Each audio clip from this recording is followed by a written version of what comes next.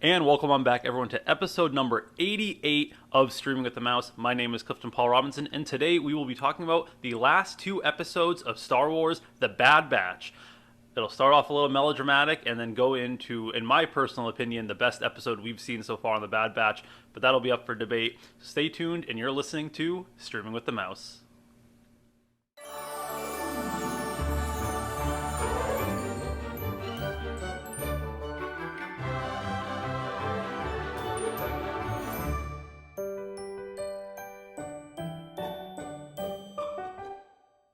And welcome on back, everyone, to episode 88 of Streaming with the Mouse. My name is Clifton Paul Robinson, and joining me, as always, is my co-host, my co-pilot, I always forget who you want to be. You don't want to be Wrecker anymore. You sometimes do. The Yelena to my Black Widow. That's pretty badass. I'll take Cam Ramos. Cam, how are you doing today? I'm good. I'm going to be honest with you. We're going to trudge through the mud of the first episode we're going to talk about today, but I'm very excited to talk about episode 11 of Bad Batch. 10, we'll get through it, but my God, episode 11 was awesome, and I can't wait to talk about it with you. And no, doing well. Just been watching all the Star Wars, all the Marvel content we can get. Saw Black Widow, saw Loki, obviously. So very excited to talk about Bad Batch as well, to get a little Star Wars love in here. And if you watched on YouTube, we're unofficially sponsored by Bubbly today because I'm trying to get rid of my soda habit. Big same.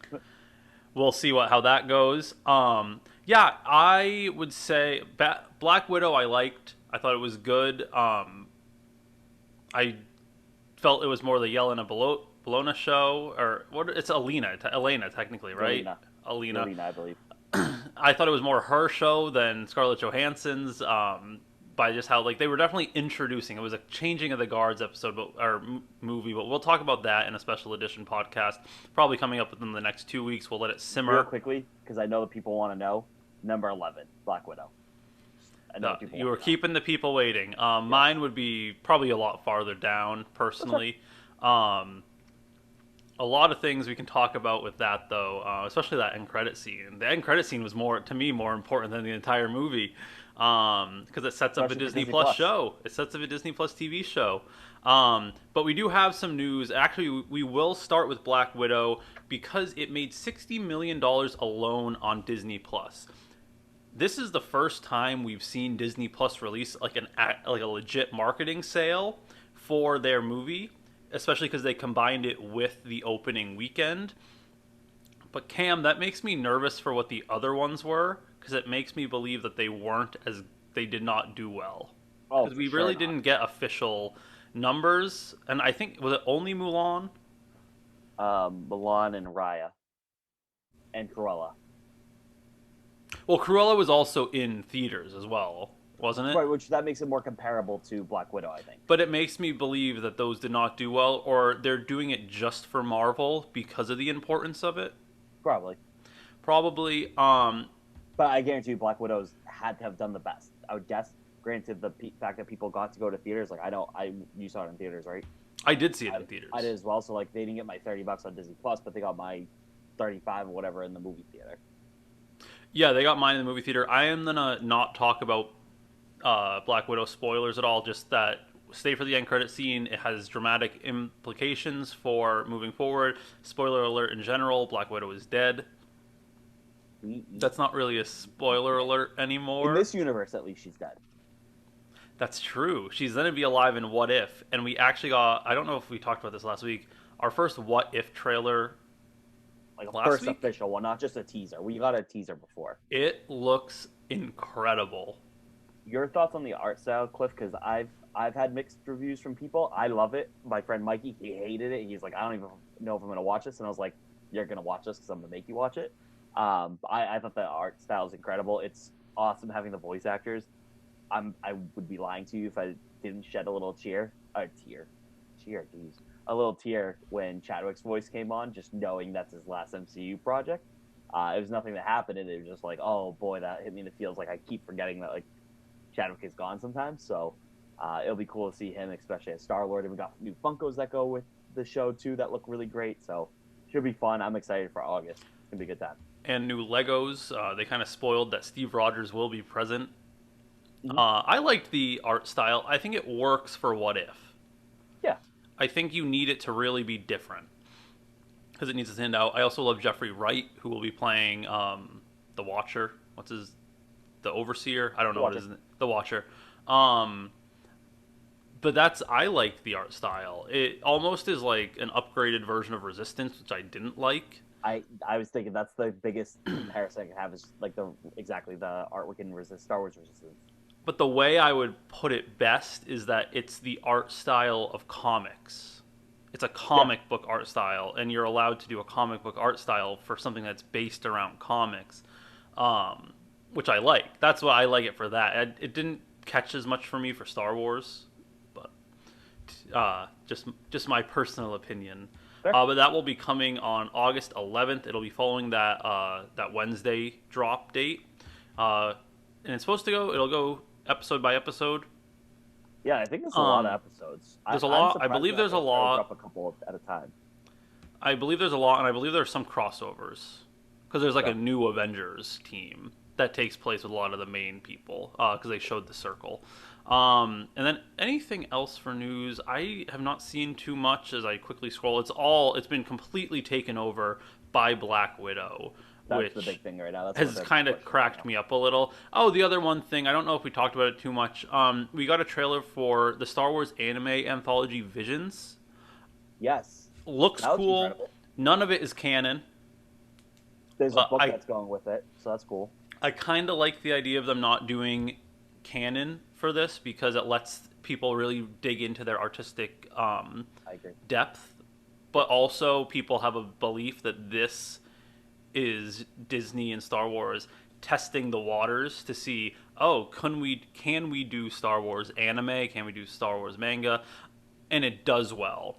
So if this does well as non-canon stories, then they're going to go into canon storyline versions. That would be really cool.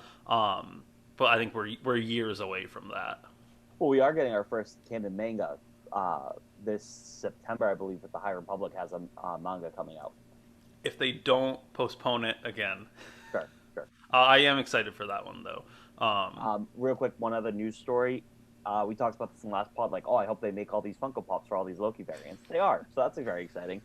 They have Kid Loki done with Alligator Loki. They have Alligator Loki himself. They have Classic Loki. So lots of good variants. They are making Boastful Loki. The only reason that, according to some news site, I forget where it was. I'm sorry for not crediting it, but the reason they don't have Boastful Loki is because they never got artwork for Boastful Loki before the show started. But now that Boastful Loki has been in episode 4 and 5, they will be making a Boastful Loki. I wouldn't be surprised if it's like a Comic-Con or exclusive down the line, just since it's not on this main set at least. Like, but I really want the Alligator Loki, so if anybody wants to send me one, find me. I didn't. Yeah, I know. I never realized they didn't do Boastful Loki because like they released the 3 artworks, and then like not even an hour after there was a press release for Boastful Loki as well, saying this was just delayed, and both the actor and the director Kate Herron were like, "Oh, like great, this is like incredible." So Yeah. non-issue And President Loki too. I should mention that. and a That President was Loki, yes, well. and non-issue. Funko's just never good at relaying information. For sure. But it is time we jump into it. Cam, I have to like pull him. He's dragging his feet as we're going to talk about the 10th episode of the Bad Batch Common Ground. Cam, give me your first reaction, your gut punch reaction to this episode. The Bad Batch shave a separatist. They realize the Empire is the bad guy. Omega learns how to play the hollow chess and is good at it because she's good at strategy. Is that the episode? Done? Great. Okay, cool. They have a little Mantel mix in the beginning. Done. I asked for your opinions, but I see you just decided to blow My through opinion the was whole it big time episode. stunk. Especially, I think the biggest thing for me is like I don't get how we went from episode 10 to 11. Especially 11, we'll talk about it. Drastically changes the storyline and what we've been seeing. It's very different from what we've seen so far, where it doesn't really feature the Bad Batch except for like maybe a quick 5-minute scene. I know we'll talk about it in a little bit, but like the transition felt from 10 to 11 felt very chunky to me.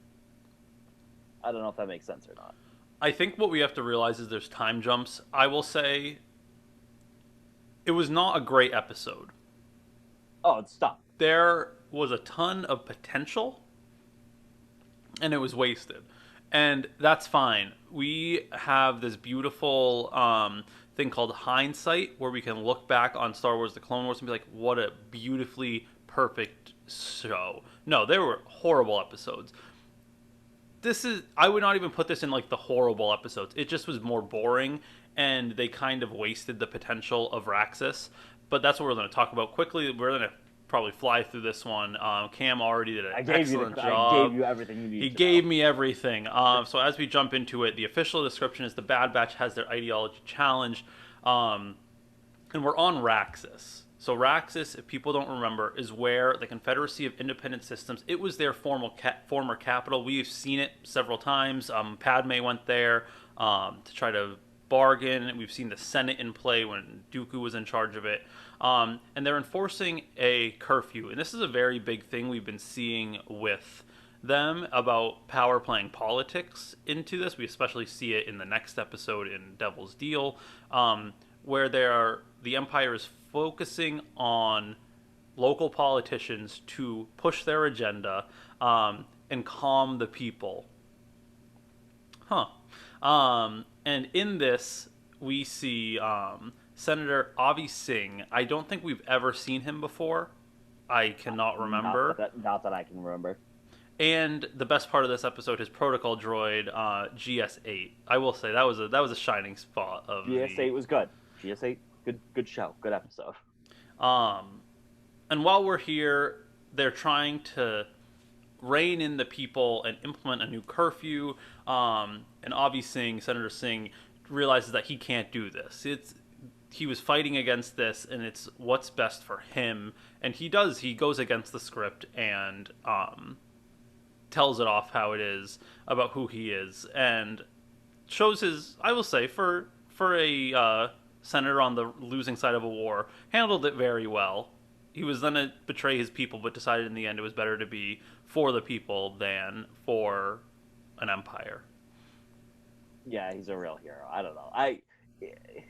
I just couldn't care less about him and what he did. We see basically the same thing happen in episode 11, but with characters I care about, if that makes sense. Yes, I mean, characters you care about, but that's because you have whole shows dedicated to them. And that's the thing where this is showing, and it's about the ideology. Like I said, it had an excellent, an excellent concept, but a bad push, bad way to get it out. The big thing is the fact that he was a separatist, and he's in the separatist land, and it really helps the Bad Batch. Like, I know we'll talk about it, but like the Bad Batch, see, okay, there's no more Republic, there's no more separatists. It's us against the Empire at this point. It does. It does a good job saying that, but we know. See, that's the thing. We can't really say that. Like, when you look at the Separatists versus the Republic, Padme was getting towards the point in Episode 3 where they were wrong. The Republic was wrong, and the Confederacy was correct. We were getting to that point because these people, it was a whole bunch of underutilized systems that were like, we're not being treated fairly, we're getting run over by corrupt politicians, and we need a change, so we're leaving. And the thing is, that was influenced by Darth Sidious, but then who's leading the Republic against them? Yeah, that's true. It's this whole thing where everyone was almost a victim, except for Chancellor Palpatine, except for Darth Sidious. And he pitted people against each other that were both in the same way. So the thing is, this was a good way to also show the people that this Confederacy, the CIS, is not as evil as done, because they were never fighting people, they were fighting robots. Then the senators were trying to sue for peace, they were trying to become free of what they saw as the tyranny of the Republic. George Lucas loves politics. That's what this is. Star Wars is politics. Star Wars is. If anyone ever tells me family. If anyone tells me Star Wars, not to make Star Wars political, I'm going to tell you to go watch Star Wars. But because of this, he gets arrested, and Senator Singh has his protocol droid reach his contact, who we find out is Sid, and Sid sends the Bad Batch to go after and free a contact. And they don't want to play muscle, they don't want to do this, especially because it's picking up someone that was a villain to them. Right. And they're like, we're not going to do this. And he goes, well, either you owe me debt, you also have 2 bounty hunters on you. Bad time to be a bad person. I will say this. This reminded me a lot. There's an episode of Rebels where, like, Rex has to join up with Kanan, and Ezra to fight like the Separatists again but he teams up with Separatist droids to do it. And this kind of reminded me of that, where it's that same ideology. Like, no, we had such a long history with the Separatists. Like, I cannot help this guy or be on this guy's side. So it reminded me a lot of that episode. I want to say it's like a season 3 episode of Rebels. That's a good way to put it, actually. This is literally just the political side of it. Yeah, which is cool. So the squad isn't a go, but Omega's ready to go, and Hunter says that she's been having a problem following orders, so she needs to follow orders and stay here with Sid. Well, she's also been hunted down by them. And she's been hunted down, so it's not safe. It's all these things, and Hunter's still learning to be a good dad. He's a good dad. He's trying to be a great dad. And he said to stay with Sid, and they leave, and then Sid has Omega do janitorial duties. Sid, I thought Bond had me kind of questioning the ethics of Sid, but then the next episode kind of has me not. Okay. So we'll talk about that in a little bit. You mean like what side she's truly on? What side she's truly on. Fair. So finally, the Havoc Marauder gets to Raxus, and the batch meets up with our favorite GS8. I actually don't even know who voices her. I don't either. Was a really funny one. Did a great job. That would have been that was very similar. Reminded me of Lando's droid in Yes. Solo. Yes. Which I really like when they're really snappy and snippy. L3. Yep. L3. And while they start to talk about it, they figure out that the senator, they're very against helping a senator from the Confederacy. Says it's not really matter. It's just a job. We're going to keep doing this. And GS8 leads them onward. I really like when this starts to happen. This is, to me, the funniest part of the episode, when Sid is babysitting Omega and she's just sulking and doing all this, and Sid tries to be nice. I'll say try, and is talking it. And what the funniest part of the episode was when she's like, "Oh yeah, and how much are you charging them to watch me?" And she turns away, exacerbated, and goes, "Definitely not enough." And that cracked me up. That to me was one of the best parts of it. I've never babysat, but I feel like a babysitter has said that about every child to babysit one time. It's like a kid's like, "How much my parents paying you?" Like, definitely not enough, kid. Like, just go eat this pizza and go to bed. I don't know what you want right now. That to me was the funniest part of it. Honestly, the Omega storyline on this, the side plot, was so much better than the real one. And then we go back to Rax. I just wanted to add that in because that line was too funny not to put in. And then back on Rax, we start to see the militaristic state that is the Empire. ATTEs are marching around the streets. Clone troopers are everywhere. They're standing guard. And they've arrested Singh at his residence. So they start to spot their way. Tech looks for his way in. And they start to lead their way through cracking the surveillance system and taking into position, getting rid of the clones. Just another, it's a heist mission for a person.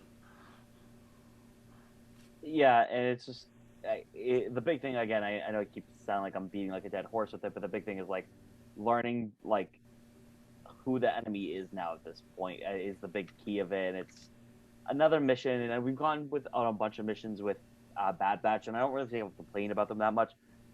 I just really didn't care for this, and I know I'm just saying that over and over again. I didn't care for this episode. I don't care about this mission. They could have easily like blown by this kind of thing and just done.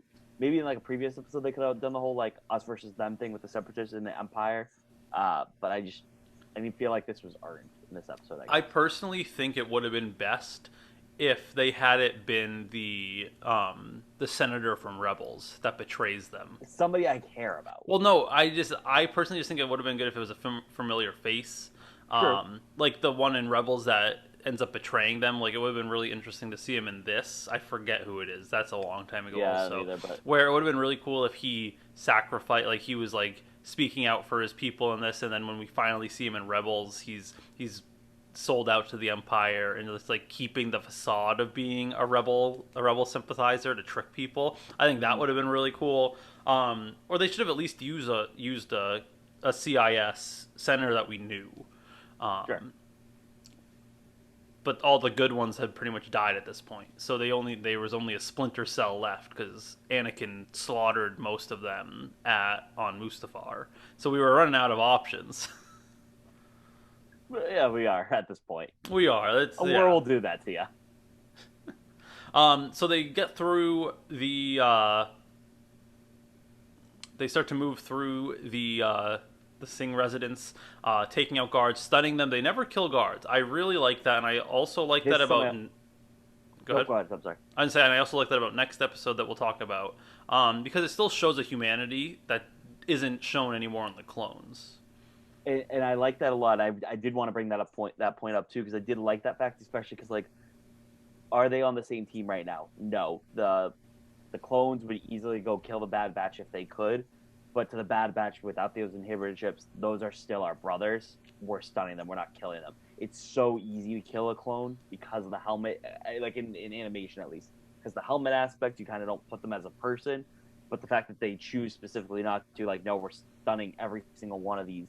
I thought was really important. A little tidbit into the character's mind, at least. Yes, I mean, also technically in episode 2 and 3, the clones, I'm pretty sure, were animated as well. So very fair. I'm just very fair, but they did this. This was their choice, and I liked that. And then they're trying to get through the clones. Hunter uses one of the vases to take one of them out, and GS8 complains, saying, "This is priceless. This was given to, this is a relic for years of service." And she starts to carry it around as Hunter's like, "What have I gotten myself into?" Then we get into gambling and underage gambling, where on Ord Mantell, the two people that are always in the bar are playing a game against Sid, one of the holodeck, Jarek. What they call it, I guess. And it looks like they're having the upper hand until Sid is easily able to best them. And then Omega's just watching and says, "Oh no, don't make that move." And she was right. And very quickly, Sid's like, you understand this game. She goes, "It's simple strategy." And she starts to play games for them. She's like her proxy, basically. A gambling proxy, more. She's playing a proxy. And then it's even funnier because Sid goes if she wants to win in a few matches for some money, and Omega asks what the cut would be. She's gonna be vicious. I love Omega. I am praying. I am praying she's in Book of Boba Fett. That would be so funny. I agree. I want her in Book of Boba Fett. I think this is why I didn't care for this episode as much. There was not enough, like, Omega. And the parts it wasn't like anything cool. It was like, okay, Omega's learning how to gamble using her strategy that is, like, innate in her, basically. And then Sid offers 30% cut. Omega counters with 60, and Sid kind of like is looking at her like, "I'm so proud of you," as she thinks this is when Sid and Omega become best friends, isn't it? And this is where, like, Sid only looks out for herself, but Sid does have some set of morals, is what I'll say.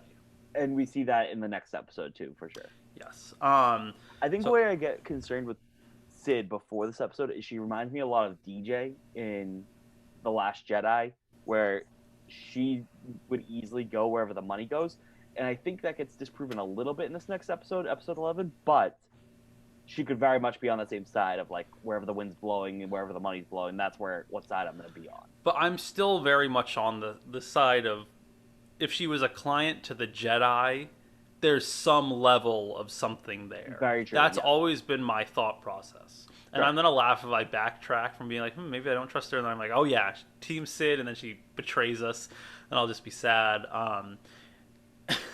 And then we go back to Sing's residence, and Captain Bragg and the other clone troopers bring in an interrogation droid to interrogate the senator, because they charge him with defying imperial law and openly inciting civil discord while pouring some wine into glasses.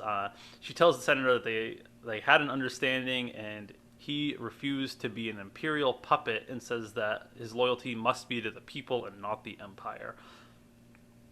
Your great gung-ho future rebel leader.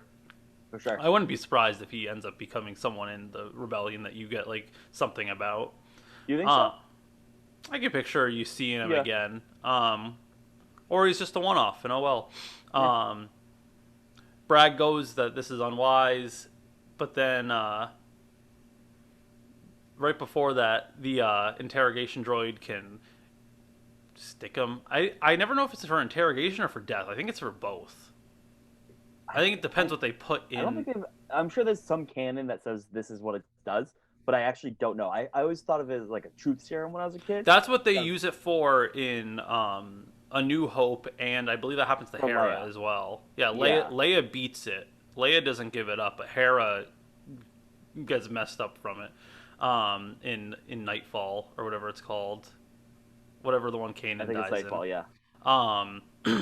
And then right before they can inject Singh, a smoke grenade flies into the room, and all the Imperials get stunned by the Bad Batch. So he's very great. DEAD dead. Not DEAD dead. Singh is very grateful to GS8, and who then gives him his most prized possession in the vase. And then Hunter asks how to get out of here, and Singh offers that he knows how to get them out. But Tech then warns that an alarm has been triggered. And we go into this very big battle of hijacking ATTEs, getting destroyed, and then back and forth until Singh brings them down a dead end. But he says, just fire here and we can get through. And he actually leads them to an escape route, which was very interesting, I would say. Yeah, what a weird place to put this. I don't know. This is just what I like. I don't know. I don't get it. But the Batch, just through a big action scene and chasing down very slow fighters, is able to escape. And right before they bring Singh onto the ship, he says that he can't leave. He has to help his people. He doesn't want to abandon them. And Echo agrees, but if he did that, it's a suicide mission, and Singh needs to live to fight another day. And they're able to bring him off-world to fight that another day. Then, the best part of the show, we're back on Ord Mantell, where the Batch enters and they see tons of people outside Sid's parlor, and inside they see a ton of patrons watching Omega play against the Pantoran. And the Pantoran looks like he's doing well until Omega presses some shiny buttons and wipes the floor with this guy. Everyone's cheering, and then Omega is very excited and asks where that happened. What I like about this part is, sorry to interrupt, but when they like walk into the room, Hunter just goes, "Oh my god, I know what's happening." He doesn't say exactly that, but he's like, "Oh my god, what? Jesus, Omega, like, what are we doing here, girl? Like, come on." It's just very funny the way his attitude is about it. Like, "Oh, Omega, come on, what are we doing?" Come on. Sid says how Omega is a natural strategist, and while this is happening, Sid also tells him, because you can tell he's very upset that Omega is underage gambling, and Sid says to lighten up because the kid won you enough money to pay off all your debts. Well, it was so sweet. It was so sweet. Messed this up. And that's the thing of her being a master strategist. She went for the 60 because she's like, if I can rack up this many games, I can pay off our debt. We're done with Sid, basically, at this point, if we want to be. So my question for you is, what was the deal? What was the final split? I think Omega got her way, 60-40. I don't. I think it was even better than that. I think the bet was Sid keeps all the money. If Omega won, they wipe out all their debt. That's my bet. All. That makes sense. And Sid gets it all. At that point, anyway, even if she's getting the 60%, she'd pay off the debt anyway. So yeah, so it probably was that. That's a great idea. Exactly. And then dad and daughter get to play chess together. It was so cute. And I also like Hunter asks why Omega did it, and she said she needed to be useful. Like, she wanted to be useful to the squad. And then Hunter, like you said, fires up a game and says, if you can win, you'll never have to stay behind on a mission again. And what a beautiful father-daughter moment.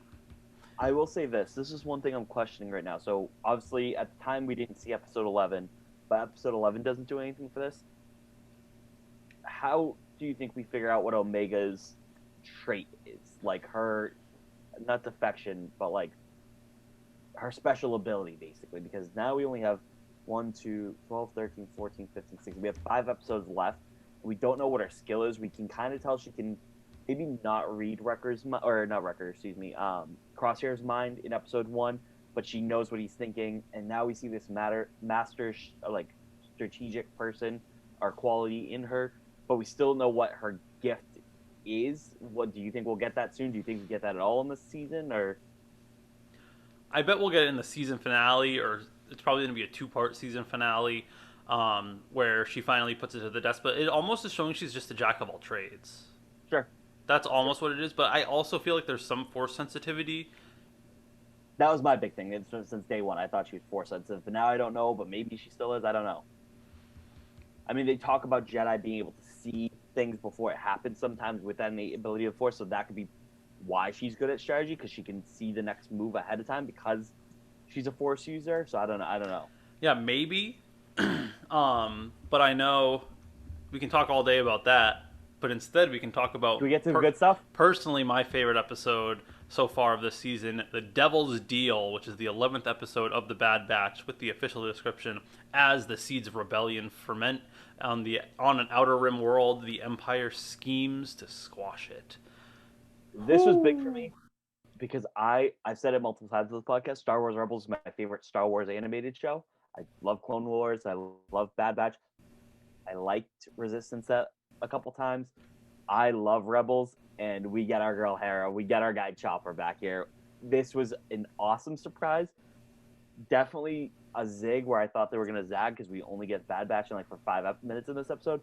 I don't think it's my favorite episode because I still think Bounty Lost is my favorite, where it's like Cad versus Fennec and trying to get Omega basically. But this was incredible. I'm so excited to talk about this episode with you. My brother still says the first episode's the best. That's number 3 for me, I think. And I have an absolute rant. I'm gonna slam on the door on the desk that I will talk about after we begin the first part of the plot. Go for it. We start on Ryloth. We're in the city of Lasu, which is the capital of Ryloth, which we end up seeing in the Clone Wars. Mace Windu is able to capture it back during the Siege of Ryloth missions. And it's a very tense crowd, and we see Crosshair observing the crowd, where he notices Gobi Gil, who is a freedom fighter under Cham Syndulla. Little name drop there. And he reports that to Vice Admiral Rampart, as we're starting to see the real villain of this season take fold. And then people in the crowd are asking where Senator Orn Free Taa is. And then we finally cut to the balcony where we see Rampart in his Imperial garb. We see Senator Orn Free Taa, as well as Eleni, I think is it Eleni? I think it's to pronounce it, yeah. Syndulla, as well as Cham Syndulla. So we actually see the introduction of the wife and mother, of Cham and Hera. Which is getting me terrified, because if we're getting her introduction here, we're definitely going to get her death somewhere, and I'm not ready for that, I don't think. Do we think this is a 3-part arc, or a 2-part arc? So, I don't know, because, this episode was what? Devil's Deal, right? Is what it's called? The Devil's next Deal. episode is called Rescue on Ryloth, so I don't know if that's like the conclusion of this. The episode after that is called Infested. That doesn't really give anything away. Obviously, this next episode has to continue on Ryloth because that's where we left off. But just the way that it says Infested, I think this is a 2-parter and that's it. I would think the same, unless invested means that they get really invested because Crosshair is No, infested with an F. F. Infested. Like infestation. I wonder if we're going to Geonosis. That would be cool. That was my thought. So we see them, and then they're welcoming, and they're kind of talking, and they're trying to bait Eleni into kind of agreeing what's best for the Twi'leks, the Empire, and all these things. And she's very, very cold and standoffish, saying that she'll always support what helps Ryloth in the end. And then finally, we actually see Cham Syndulla and Senator Ornfreytau asks if he shares his wife's outlook. And Cham says after years of fighting, he's ready for peace, and that's what's truly needed. And then Senator Taw replies that peace and prosperity, that's the new era of Ryloth. And the most interesting thing of this episode is Clone Captain Hauser. With his helmet off, still with his hairstyle, with a new little scar, very nicely, very empathetically, is agreeing with Cham about what's best for Ryloth, and just seems very humane. Yeah. Any thoughts at the beginning of Hauser? It was cool to see Hauser. That was awesome. It's been a while. Yeah, I want to go back to Cham though, because his wife is obviously so like pro, and we'll see it more throughout this episode, is like, or anti-Empire. So I wonder if, like, how much she really helped influence him. So that was like a nice little seed that was sowed, I thought, in the beginning of this episode, and we see it more and more that she's really the drive of this. But no, it was cool to see him though. It was a clone I wasn't expecting to see, but it was nice to have him. It sounds like he never left Ryloth. Yeah, it sounds like that's where they stayed. Makes sense, right? And it's very interesting because Cham at the beginning of the Clone Wars was like, the Republic has failed us. They only sent a small batch of clones and one Jedi. I believe it's Jedi Master Amadai. I believe so. Horrible name. Did you get that joke? That was a mean way for them to put in a character. Yes. Amadai. Amadai. But then Bail Organa and Jar Jar Binks are able to break through and let them live to fight another day, and that starts the Ryloth siege. And Cham really learns to respect the Jedi and the clones. But it's interesting to see, finally they've won. The Empire hasn't been giving huge red flags, and he's ready for peace. But we know in Rebels, he is not Saw Gerrera level, but he's almost there. Because the Empire has almost taken everything from him, especially in his wife. So we know he becomes extremely jaded, and there's only one mission remaining after Eleni dies. I'm gonna be so. That's gonna be. I'm gonna be wrecked. I'm gonna be horrible. I saw the green. Like, I saw her, and I'm like, oh my god, it's her. It just sucks because, like, I don't have that much of a connection to her, but I have such a big connection, obviously, to Hera, and I know we're gonna get Hera's sadness, and that's gonna make me sad. So I'm like, oh my god, oh no. I will say it was nice to see Robin Atkin Downes back, as well as Vanessa Marshall, and then Senator Taw addresses the Twilight crowd, and no one is having it. Like, he's talking about the Imperial refinery and laying down weapons and all this, and people are not happy. They're booing him, and they're chanting that they want Cham Syndulla to speak. And Cham does. Sorry. Oh. But I guess this is like the counter to 10 is, like, we saw this very similar scene happen in 10 and 11, where, like, the Empire addressing the crowd. So it's, like, interesting to see, like, the different reactions to it, especially on a planet like Ryloth that has been so big in the Clone Wars and beyond, if that makes sense. That's the thing. Ryloth to us is very important. Yeah. We have been through a lot on Ryloth. How those two planets dealt with this occupation. Right. And while this is happening, Cham does get up to speak and urges how it is time for peace. It's time for prosperity on Ryloth, and it's time to lay down their arms and trust in what's happening. Gets a huge cheer. His people his freedom fighters don't seem very happy about that as they leave. And then as the crowd cheers and it disperses, Senator Taw, very upset, walks away, and Rampart speaks with Elaine, saying it's a shame that her daughter wasn't there. And we knew right away, like, it's her. And then Eleni says that her daughter really is not interested in politics. She has other interests, and looks away.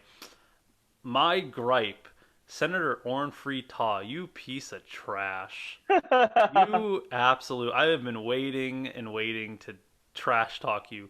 The whole thing is he's an excellent epitome of corruption in politics, because if people know the history of Ryloth, they have been turned into slaves. Especially we see them all the time in some form of slavery.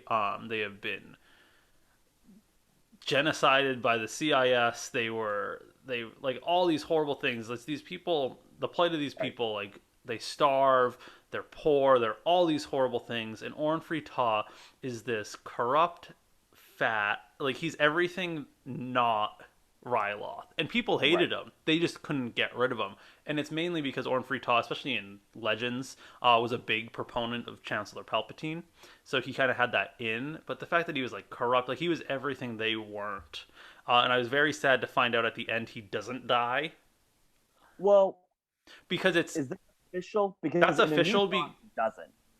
Because what? In a new, so people were talking about this in a New Dawn, like the book that's actual canon.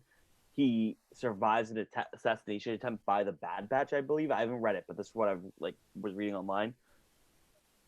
But he's definitely not dead. So he's not.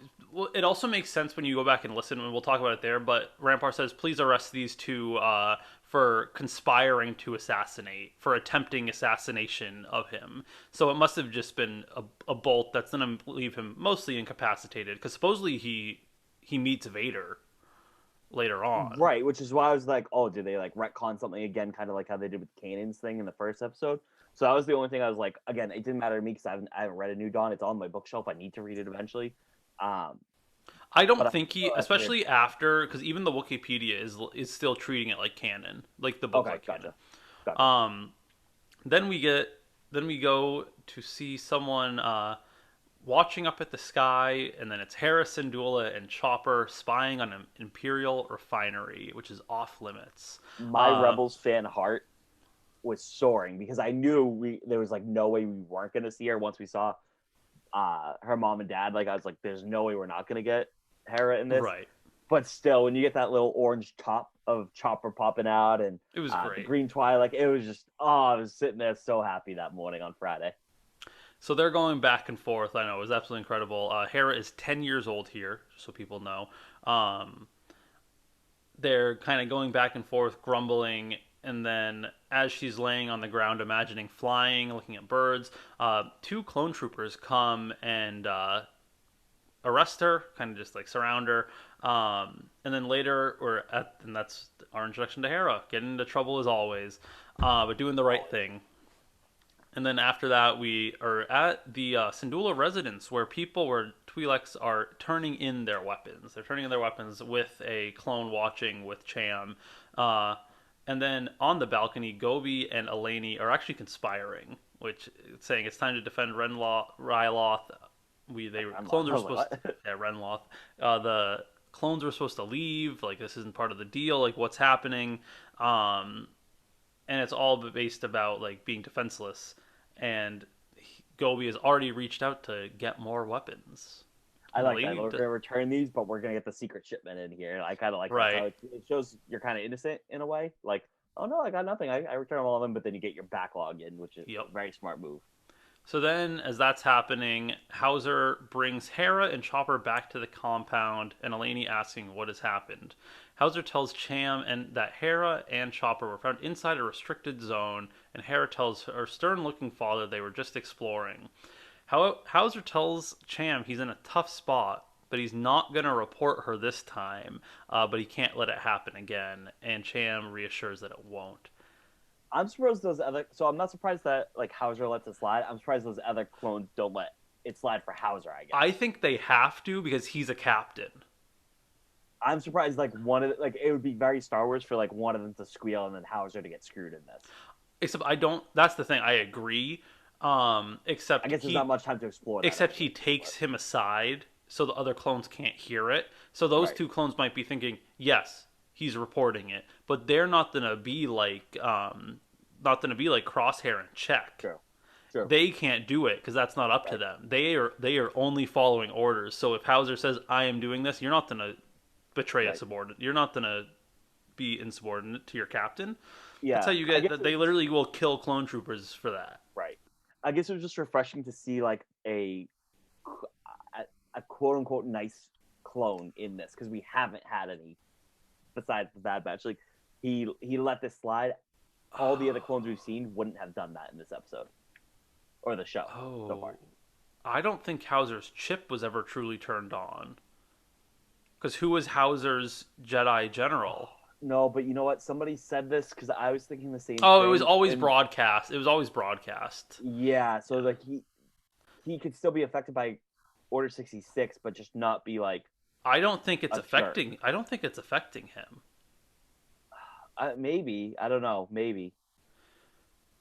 But as this happens, Cham scolds Hera and says she won't do it again. But then, as this happens, Gobi actually takes the blame, says I told her to do it, and that does not go over well because shouldn't be sending a 10-year-old child in to spy We against an.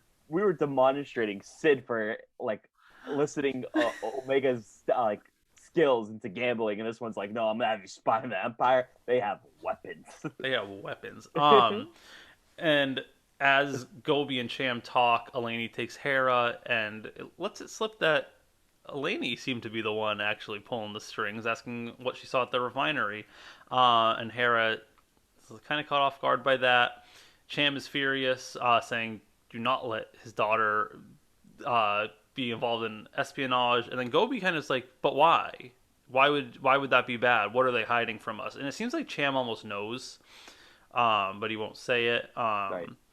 But Gobi says that they've been friends a long time, but he knows something's wrong. Like there's something wrong, and they need to fix it.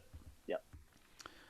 Then we get a fun part where we get our title characters for once. Gobi is saying that they're leaving. They're going to collect a weapons shipment, and Hera's like, I can't go. He's like, but I'll let you drive, which is so horrible, so mean of Gobi to do that. Just taking advantage of Hera by the thing she wants to do most. And so Hera ends up flying the ship, demonstrating Real quick. Yeah. It's such a tough spot for me because one time I'm like, oh, that's so nice. You're gonna let Hera fly, but also it's like, you dubious little, you know what? Like you're just coaxing her into this because you know how bad she wants to fly. But I, as a fan who's like, Oh, of course. this is awesome. Like I get to see Hera fly for the first time. Like this is so cool. Absolutely. And while they're taking off, Crosshair is actually watching them and fires a tracking beacon onto Gobi's ship. Then, when they land on a moon, they actually meet up with the Bad Batch, who trade the weapons deal, and Hera gets to look at the ship, having a really nice interaction with Omega. She shows her the ship, and you can tell that that's exactly what Hera wants to do with the rest of her life. Yeah, and they have a nice conversation about flying, like how like Hera really says it's like a feeling, like she just knows how to do it, kind of a thing. A lot of people didn't like this scene on Twitter because they don't like when Star Wars is brought small, when like all these characters are just happen to meet each other, kind of a thing. I like it because I think Star Wars is all about like myth building, and I like when these characters interact with each other. Like I would have never thought the Bad Batch and Hera Syndulla would ever interact ever, but I like that they did because it brings the story together. Also, this the Bad Batch is like really 5 minutes of fame in this episode before it's not. So, but I thought it was cool that Omega and Hera got to meet and talk and stuff. I think that's special. But that's the thing. Sid is helping fund a rebellion. Right. And that's the thing where that they are being mercenaries. They are being delivery people for someone doing that, where it's funny how Echo wants a better purpose, but he is doing more than he thinks he is. Right. And it's not just a meeting to make a meeting. Like the stakes here are well earned. There's an exact reason why it's the Bad Batch delivering these goods to Ryloth and why Hera is meeting Omega. Everything in here is earned. It's not forced together like some people are saying on Twitter. Like it's very much earned in my opinion. People saying it was forced together. Well, you know. But and they have that nice thing. But then as Gobi's fighter departs, the Bad Batch leaves, and Omega really likes Hera. And as they're returning to Ryloth, Gobi sees that they are being followed, and they try to land in the cabin. And Gobi was like, or Hera's ready to land, and Gobi's like, no, you can't land. You're not there yet. And you can see where his actions really lie, as it was really just to kind of get Hera to come along, which get her ready to be a rebellion leader, which does happen. But also, though, like I get why you don't let her land just yet. Like if she's just starting out, like let's hold the brakes on that parking job right now. So they pick it up, and Crosshair shoots out one of Gobi's engines, causing them to crash in the canyon, and the troops move in as a gunship closes in on them, dispatching troops. While this is happening, Rampart and Senator Taw arrive, and Crosshair informs them that 3 Twi'leks were caught smuggling weapons onto the planet, one of them being Hera. And you can tell Ta is not happy. He says that they're insurgents and that Cham is the reason this happened.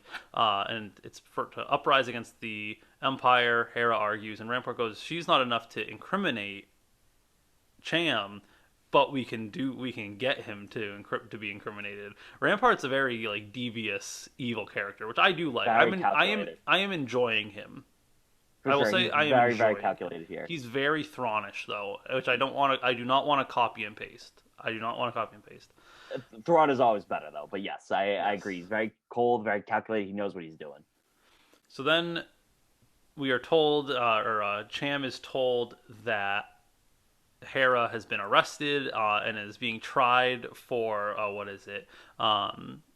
For treason against the Empire. Yeah. Without an actual trial. Without a trial, and is going to be sentenced to death. So Cham, Eleni, and a few others go to get there as fast as they can, and they end up actually taking over. It's a what are they called?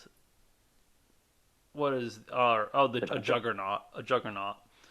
So Syndulla and them go to get the juggernaut and save Hera and them. And again, when they start to break into the Juggernaut, they are only stunning the clones. Right. Which is interesting why they're doing that. I think it's because they still have a respect for the clones. I guess, They saved them for so long. Especially with what... I'm sorry to interrupt there, but especially where you had Hauser, like, helping them out too earlier. I guess maybe that respect kind of thing with the clones is still there. That's true. So Cham starts to take out clones on a speeder, and then finally they bring the Juggernaut to a halt where they shut it down, and Orn Freytaux is like, Hauser, save us. Hauser's a little hesitant, and Rampart takes note. And people are making a guess that Rampart is going to use Hauser as an example to get rid of clones. Hauser's going to be one of the reasons that clones are no longer good. And as Hauser's about to protect them, Rampart says, no, tell them we surrender. Because if we try to fight this, we're going to die. It's not going to work. So they go out and they're arguing, and Orn Freytaux and Cham really go at it. And Rampart kind of encourages Cham a little bit. He's like, come on, shoot him, do it. And he doesn't, because Eleni says that that's not who you want to be. Which is so sad, because we know what Cham becomes. But as that's happening, and Cham stands down, Rampart thanks Senator Ta for his help and has Crosshair shoot him in the head. Unreal. Or in the Leku. Oh, if he was shot in the Oh, that makes sense. Okay, so yeah, they made it seem like a brain shot, but if you shot I definitely thought he got shot in the head. So did I. But luckily, Chopper and Hera were in a speeder and able to fly away, but Cham, Eleni, Guile, and Saren are all arrested, and Rampart has them arrested for the attempted assassination of Orn Freytaux. Yeah, I guess that word attempted is huge. That was the thing. I was so excited for him to be done. I'm like, yes, I didn't realize he was in a book.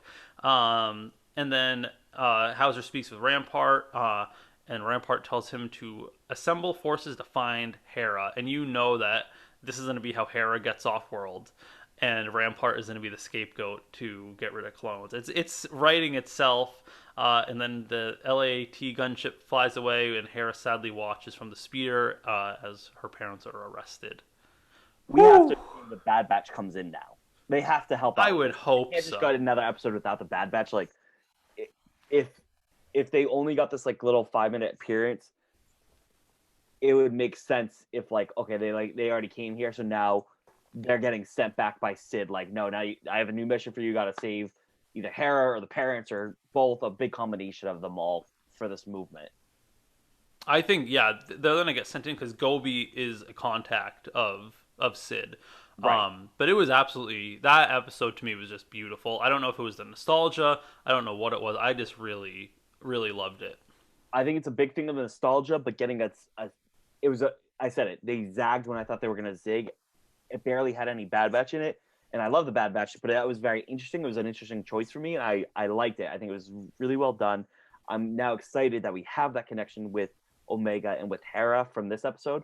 Hopefully, we get Hera's going to work with the Bad Batch to save her parents in the next episode. We get more Omega and Hera and Chopper. That's going to be a triforce of characters that I'm going to absolutely be over the moon to see because they're going to steal every single scene. I absolutely agree. I will also just say and add personally, I saw this on Reddit and I couldn't have agreed more. Some people are not happy that Hera got added to this because it's like, okay, stop making like it too much worlds collide. Clone Wars was cool because we searched an entire galaxy. We had some episodes where we didn't see any of the original 3. Mm-hmm. Do not make this like a Rebels prequel. Obviously it is, but like leave it at Hera and Kanan. Don't show us Zeb. Don't show us Ezra. Like, don't show us, like, don't make them go to Lothal and meet with Ezra's parents before they die. Like, don't do these things. I wouldn't hate it, though. But the Bad Batch aren't, like, we know that this is George Lucas created the Bad Batch before he left. But they can't be that integral to everything without them never being talked about. Be the big linchpin of everything. They can't, because they can't be. I get it. This is being made after the fact. But if it was going to be the big linchpin, you would have made it first. That's like the Clone War. If George Lucas had the idea for Bad Batch, he definitely had it around the time of Clone Wars. Because they were episodes with them before Rebels was created. If Bad Batch was that important, they would have greenlit that show first over Rebels. That's fair. As a Rebels fan, I don't care. Give me all the Rebels. I am a Rebels fan also, but I don't want it to be. I don't want it to be too superficial. You want Bad Batch to stand on its own 2 legs, and I get that. And I totally respect that. Selfishly, I like that we got Kanan. I like that we're getting Hera for a little bit, but I agree. I don't think I need Lasat. I don't need Ezra's parents. I'll take Sabine, but like I don't think I want any Mandalore with them. Yeah, I guess you can just say that for like Book of Boba Fett and the Mandalorian. They wouldn't make sense for Mandalorian. Well, Ahsoka, we know they're casting Sabine. Right. So yeah, so you don't even have to touch on it now. But I agree. I want Bad Batch to stand on its own, but I like these small little brushes with the greater galaxy that we already know of. Oh yeah, I agree with that. I just can't have it be the Bad Batch met every single member of Phoenix Squadron before. Sure. Before they all met each other. Sure, but no, absolutely love the episode. We're recording this on Monday, so we get Loki on Wednesday. We're going to be recording that, and you'll be getting that Friday, and you'll probably be getting Friday's episode of Bad Batch on Monday or Tuesday. We haven't decided yet. I think we'll say this because I don't want to make false promises like it did. Like, oh, we're going to get episode 10 next week, and we never did episode 10. No, yeah. We might do Bad Batch every other week until the finale. Depending how good Friday is. Yes, it'll depend on how good Friday is. It depends on some other things we got going on. We're also going to try to get a Black Widow. Oh, right. Loki, we're going to talk. You will have an episode of Friday 6 a.m. Eastern Standard Time. There will be an episode of Loki wherever you get stuff. But we have to talk that. Black Widow. We have to talk Luca at some point. I still have to watch Luca. We have some other things in the air. So we got a lot going on, but we will cover Bad Batch. Don't you worry. Absolutely. And with that, Cam, where can they find you and where can they find the podcast? You can find me on Twitter at CamRamos95. You can find the podcast on Twitter at Stream the Mouse. You can find us on Instagram and Facebook at Streaming with the Mouse. You can find us on Apple Podcasts, iHeartRadio, Spotify, and Google Podcasts. Just type in Streaming with the Mouse, Disney Plus, search our names. You'll be able to find our podcast there. We ask that you please rate, review, and subscribe to the podcast so we get as many listeners as possible because we got some really cool things in the works right now for the podcast. I know we've been saying that a lot, but we really got some cool things in the work potentially that I'm super excited about. And yeah, that's where you can find us. And Cliff, where can they find you? You can find me at CPRobinson81. And for Cam Ramos, my name is Clifton Paul Robinson, signing off, reminding you to have a magical day, everyone. Have a good one, and may the Force be with you. May the Force be with you, everybody.